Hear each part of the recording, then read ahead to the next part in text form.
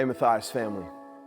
I wanted to share today on two updates on how we're going to continue to progress in all of this new normal. The first thing I'd like to address is our worship gatherings, and the second, I just want to take an opportunity to speak right to parents and families. So from a worship gathering perspective, as many of you know, have even participated in, we've been outdoor, and it's been awesome. It's been beautiful. God has graced us with awesome weather. It's been able to house a ton of folks at one time. I think we've learned a whole lot. We also recognize that July is coming. And with July means more storms, more heat, more humidity.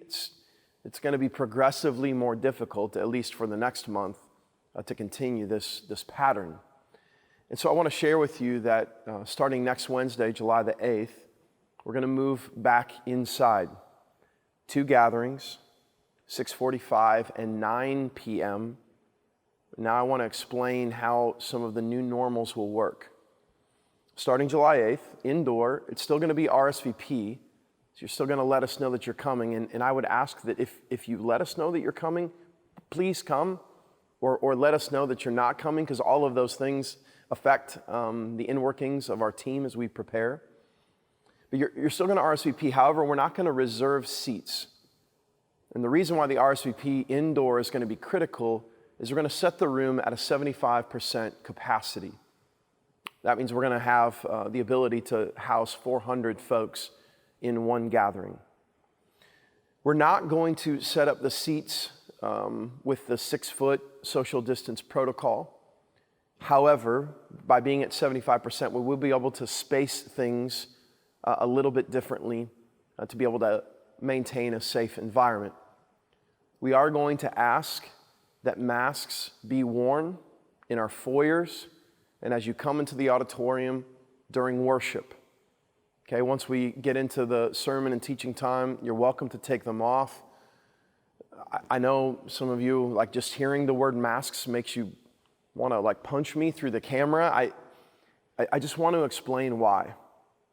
We have an opportunity in doing all of this to communicate a consistent message to our neighbors, to our community. And that is, we've really approached this with a ton of due diligence, with a ton of forethought, with a ton of care and love to our community. And so why would we stop that now and send a mixed message?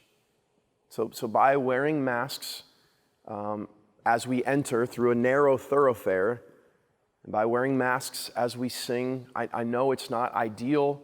I know there's even some discomfort to it, but it's a small inconvenience that I believe we can endure for a short season of time to communicate a consistent message to our neighbors and community. So we would ask that. We're going to provide them here, so if you don't have one, no worries. We'll just provide it on the way in. Again, we want to diminish even the notion of this and just embrace and endure together. And then we're going to come inside and worship the Lord and seek the Lord and continue to teach God's word. We're also going to be very, very thorough in the way that we clean. That's why we're giving a little extra time towards the second gathering. So instead of 8:30 or 8:45, we're going to start that gathering at 9. I would also like to say, if you're able to come to the later gathering, please do.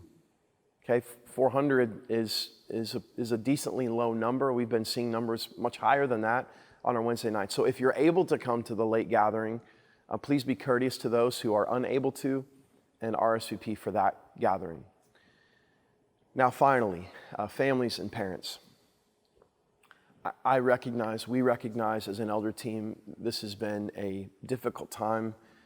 We are continuing to keep you at the foremost thought of our mind. Our desire is to be very, very proactive in opening up ML Kids in the safest, cleanest way possible. And so right now we have an entire team that is meeting together, talking about the stages of how we can do this in the most effective and helpful way. So I just want to ensure you that that's our direction. We're seeking those things out. We're pushing towards that.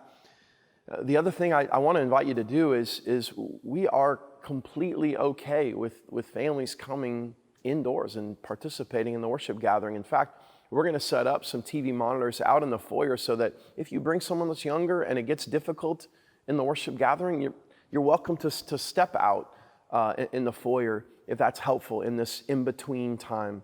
We'll still have the sermon piped out there through the TVs, and there will still be a pathway for community in that way. And so parents, families, please know we are diligently working on this, asking for your prayers and wisdom and guidance as we seek what the Lord would have of us in all this. So let me summarize, okay? July 8th, next Wednesday, we're moving indoor, 75% capacity. We're asking that everyone would wear masks of which we'll provide if you don't have one, as you enter the building in our foyers and during worship, okay? During the teaching time, you're welcome to, though you don't have to, remove them, all right? And then as we exit the building, we'll place them back on. Not going to social distance in the exact 6 feet mark here on the indoors. We are going to move to a lower capacity so the chairs will be able to be spaced out.